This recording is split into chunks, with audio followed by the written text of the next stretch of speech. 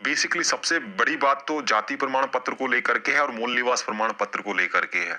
पुराना चलेगा नहीं चलेगा, क्या नहीं चलेगा, सारी की सारी चीजें सुन लीजिए। पहली बात तो सबसे पहले मैं लास्ट में आपको ले चलता हूँ, वो सारी चीजें 4 चीजें हैं, उनको आप लोग सबसे पहले देखिएगा, ठीक है।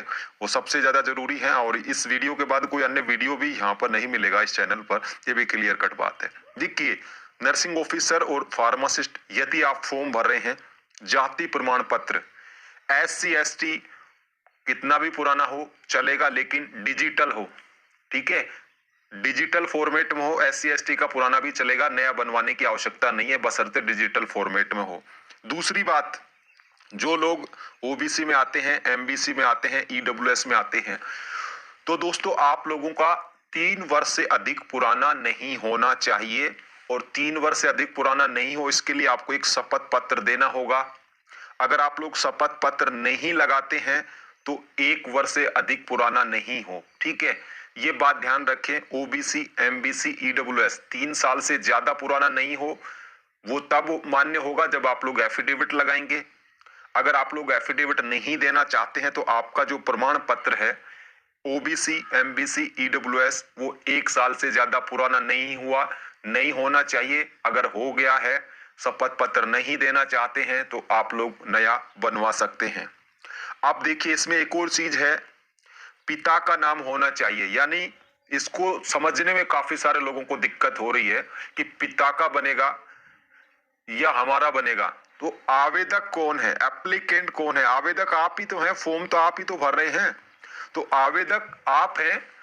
और आपके नाम के बाद जैसे हम फॉर्म भरते ना, एप्लीकेंट नेम, फादर्स नेम, तो यहां पर आपका पिता का नाम आएगा आपके नाम के बाद।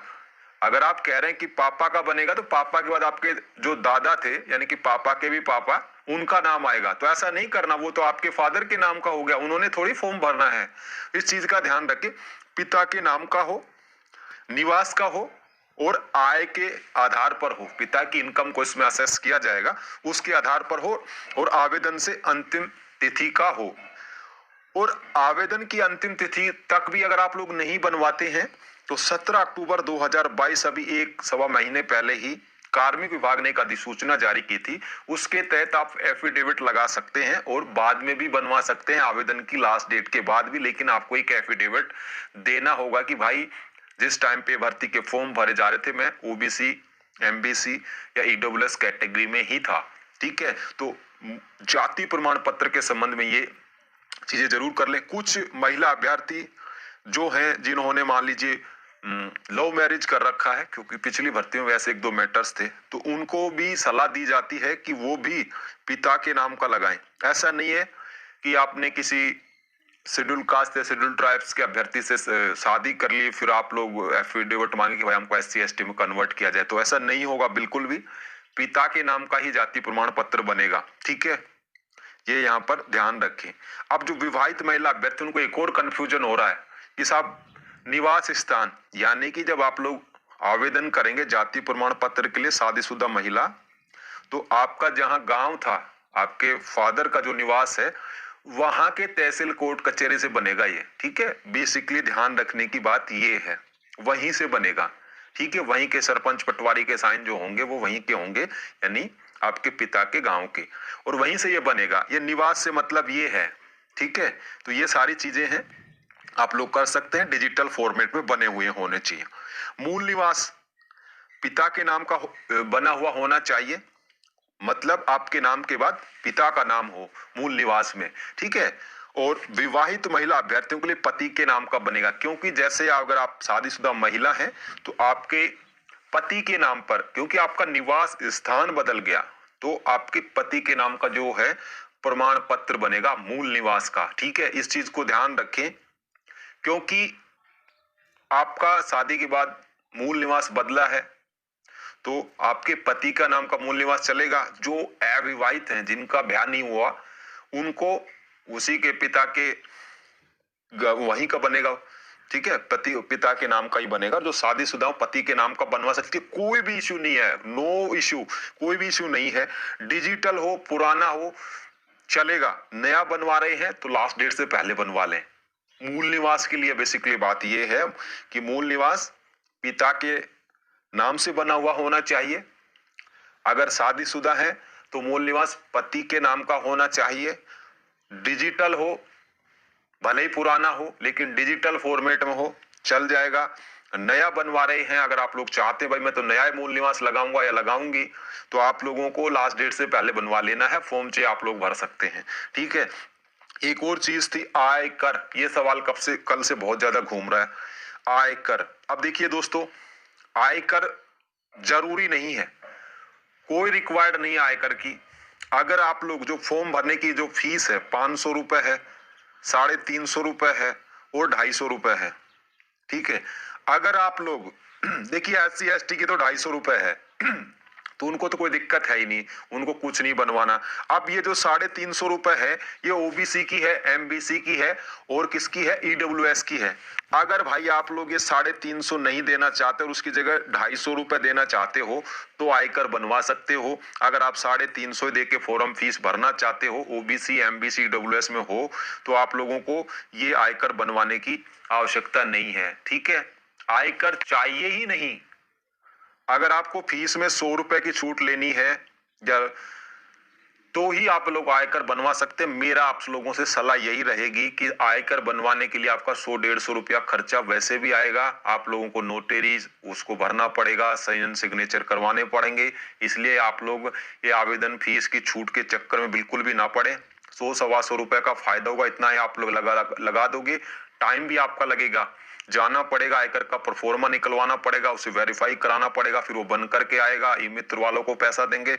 तो भाई इतनी तो छूट भी नहीं मिल रही, 100-150 रुपए की छूट है, उसको लेकर के कंफ्यूजन ना पालें। और फिर भी आपका दिल कर रहा है भाई तो बनवा सकते हैं। किस किस को बनवाना है, OBC MBC EWS सामान्य। जो फीस में छूट लेना चाहते भाई मैं तो 500 रुपए फीस नहीं दे सकता, मैं तो 350 नहीं दे सकता, मुझे 150 की छूट मिले, तो छूट मिलेगी तो ही आयकर बनवाना है। छूट नहीं लेनी, पूरी फीस देनी है 350-500 रुपए, तो आप लोगों को आयकर की आवश्यकता बिल्कुल भी नहीं है। मैं तो यही कहूंगा बिल्कुल भी इस चीज की आप लोगों को टेंशन लेने की आवश्यकता नहीं है। ये देखिए विवाह प्रमाण पत्र, ये भी बहुत सारा सवाल पूछा जा रहा है। विवाह प्रमाण पत्र 22/5/2006 के बाद यदि आपकी शादी हो चुकी है तो विवाह प्रमाण पत्र आप लोगों को बनवा लेना चाहिए, ठीक है। यानी कि 22/5/2006 के बाद, क्योंकि उससे पहले के तो क्या था, रजिस्टर नहीं होते थे दोस्तों, विवाह प्रमाण पत्र जरूरी नहीं था। लेकिन 22/5/2006 के बाद विवाह पंजीकरण क्या है, अनिवार्य किया गया है, कंपलसरी किया गया है। इसलिए आप लोगों को ये बनवाना होगा। यहाँ पर देखिए विवाह पंजीकरण अनिवार्य किया गया है 22/5/2006 के अनुसार, ठीक है। गृह विभाग का परिपत्र था, तो इसमें बताया गया है कि आपको विवाह प्रमाण पत्र बनवा लेना चाहिए यदि आपकी शादी 22/5/2006 के बाद हुई है। तो उससे पहले अगर हो रखी है तो इसको शपथ पत्र देना होगा, ठीक है। यानी कि 22/5/2006 से पहले जिनका ब्याह हो रखा है तो उनको शपथ पत्र देना होगा, वो अगर विवाह प्रमाण पत्र नहीं बनवाते हैं तो, ठीक है। ये सीधी और स्पष्ट 4 बातें हैं, इन 4 को लेकर के बखेड़ा खड़ा हो रखा है कि भाई क्या क्या चाहिए, ठीक है। और सारी चीजें बिल्कुल सही है, हमने बता दिया है। जो भी आपकी योग्यता है सॉरी, नर्सिंग ऑफिसर की, फार्मासिस्ट की, उसके अकॉर्डिंग आपको फॉर्म भर देना है। इसके अलावा दोस्तों हम बात करें कि सर्टिफिकेट हमने बता ही दिए हैं, ये सारी के सारी चीजें चाहिए। और आप लोगों का ये सवाल था, देखिए वो आयकर के बारे में भी लिखा है इन्होंने, ठीक है। 2.5 लाख रुपए से कम है तो इसमें बताया गया फॉर्म एक ऑप्शन आता है, फॉर्म एक ऑप्शन आ रहा है, यदि आपकी आय 2.5 लाख रुपए से कम है तो अगर आप लोग उस पर यस कर देंगे तो आयकर चाहिए होगा, उस पर नो कर देंगे तो आयकर की आवश्यकता नहीं है, बिल्कुल बात खत्म, ठीक है। इसको बनवाने की आवश्यकता ही नहीं है आप लोगों को। अन्य राज्यों के अभ्यर्थी है जनरल कैटेगरी में काउंट किए जाएंगे। देखिए यहाँ पर इनको 250 रुपये फीस देनी है, और जो 250 और देना चाहते हैं ये लोग या ये लोग, तो इनको, क्योंकि इनकी तो वैसे ही क्रीमी लेयर में आ गई है, तो ठीक है। तो ये 100 रुपये बचाने के चक्कर में आप 200 रुपये ना खर्चें, बिल्कुल भी इस बात का ध्यान रखें, ठीक है। ये मैंने बता ही दिया, 17 अक्टूबर 2022 का जो आदेश था उसके बारे में बता दिया है कि एफिडेविट लगा करके आपका जाति प्रमाण पत्र आवेदन की लास्ट डेट के बाद ही बनवा सकते हैं। 3 साल से ज्यादा पुराना नहीं हो, शपथ पत्र देना होगा। अगर शपथ पत्र नहीं देते हैं तो 1 साल से ज्यादा को पुराना नहीं हो। ठीक है, एक और चीज ध्यान रखें, 1/6/2002 इस डेट के बाद आपके पास विवाहित हैं तो जीवित बच्चों की संख्या 2 से ज्यादा नहीं हो। ठीक है, बिल्कुल भी 3 ना हो, 2 ही हो।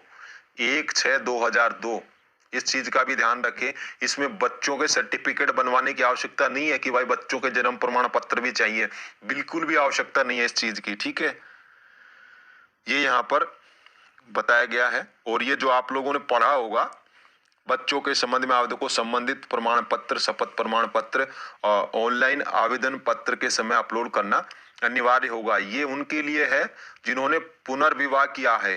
ठीक है, पुनर्विवाह के बाद अगर किसी संतान का जन्म हुआ है उसके मामले में ये सर्टिफिकेट मांगे जा रहे हैं। जिनके 2 बच्चे हैं उनको कोई सर्टिफिकेट देने की आवश्यकता बिल्कुल भी नहीं है। ठीक है, इस चीज का भी ध्यान रखें। काफी सारे पॉइंट हैं जो लगभग हमने बता दिए हैं। जाति मूल का मेन था, आयकर का मेन था, वो सारा हमने आप लोगों को बता दिया है। ठीक है, ये देखिए EWS का 3 साल तक आप लोग कर सकते हैं। ठीक है, ऐसा 3 वर्षों तक किया जा सकता है। तो बिल्कुल भी इस चैनल पर मेरे द्वारा कोई भी जानकारी गलत नहीं दी जा सकती। ठीक है, ध्यान रखें, ट्रस्ट करें, विश्वास करें, अच्छा ही है। तो ये EWS के बारे में है। ठीक है, इनकम एंड असेट सर्टिफिकेट, यानी कि किसी का EWS अगर 1 साल से ज्यादा भी पुराना हो गया तो एक शपथ पत्र दे सकते हो आप लोग। नया EWS बनवाने की भी जरूरत नहीं होगी, इस चीज को भी ध्यान रखें। ठीक है दोस्तों, और ये आप लोगों के आ गए, ये आप लोगों के उसके बारे में बताया गया है। आरक्षित प्रवर्ग का लाभ लेने के लिए पिता के नाम और निवास स्थान के आधार पर राजस्थान राज्य के सक्षम प्राधिकारी द्वारा विहित प्रारूप में निम्न अनुसार जाति प्रमाण पत्र प्रस्तुत करना अनिवार्य होगा। पति के नाम और निवास के स्थान पर जारी जाति प्रमाण पत्र मान्य नहीं होगा। काफी सारी ऐसी महिला अभ्यर्थियां जो पति के नाम पे बनवा लेती हैं तो आपको फिर उस ना तो पति की कैटेगरी में गिना जाएगा, जो आपकी कैटेगरी थी पिता के नाम पर ही डिफाइन होगी। हो सकता आप लोग लव मैरिज कर लें, पति SC में था, आप किसी और कैटेगरी में थी, तो आप पति के नाम पे बनवाएंगे तो आपको SC में नहीं मान लिया जाएगा अगर आपने SC में शादी कर ली या कोई लड़का ऐसे करे। तो ये चीज ध्यान में रखें बिल्कुल भी। ये सारी की सारी बातें मैं पहले ही बता चुका हूं, लेकिन आप लोग थोड़ा मनन नहीं करते, थोड़ा उस पर सोचा करें। ठीक है, तो ये सारी चीजें हैं आप लोगों के लिए।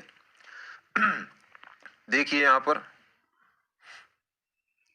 ये ओबीसी एमबीसी के बारे में है, जाति प्रमाण पत्र के बारे में 1 साल के लिए मान्य होगा।